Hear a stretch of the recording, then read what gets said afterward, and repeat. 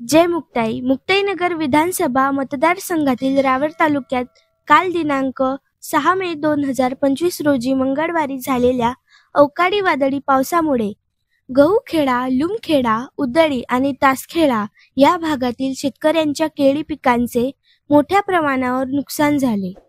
नुकसानीची माहिती समजताच आमदार चंद्रकांत पाटील यांनी तातडीने घटनास्थळी भेट देत परिस्थितीची पाहणी केली. त्यांनी शेतकऱ्यांशी संवाद साधत त्यांच्या अडचणी जाणून घेतल्या. यावेळी उपस्थित तहसीलदार, कृषी अधिकारी आणि संबंधित यंत्रणांना त्यांनी तत्काळ पंचनामे करण्याचे आणि शेतकऱ्यांना लवकरात लवकर मदत मिळावी यासाठी आवश्यक त्या कार्यवाहीचे निर्देश दिले.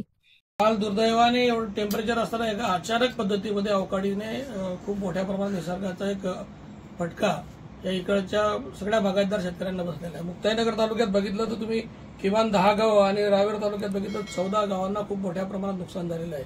माननीय मुख्यमंत्री, माननीय उपमुख्यमंत्री मोदयांशी कालच माझं बोलणं झालं. काल योगायोगाने चोंडी इथे अहिल्यानगर इथे कॅबिनेटची बैठक होती. तिथेही त्याबद्दल गारपीट आणि निसर्गाचा कालच्या मारा आम्हाला बसलेला आहे. शेतकरी अहवाल देईल, पण अशा काळामध्ये सरकार त्यांचा बायबा बनून 100% पाठीशी उभे राहील आणि चांगली नुकसान भरपाई त्यांना मिळेल. कालच रात्री स्टँडिंग इन्स्ट्रक्शन पालकमंत्री महोदयाने दिले होते की लगेच पंचनामे केले पाहिजे आणि पंचनामे आज चालू होऊन गेले. आता मी स्वतःच रावेर भागामध्ये काही पंचनामे करायला जातोय. बुधवार तालुक्यातही काही गावांमध्ये नुकसान झालेलं आहे. ज्या गावांमध्ये नुकसान झालं आहे त्या शेतकऱ्यांना दिलासा म्हणून शेतकऱ्यांना सरकार शेतकऱ्यांच्या पाठीशी उभं राहील याच्याबद्दल काही शंका नाही.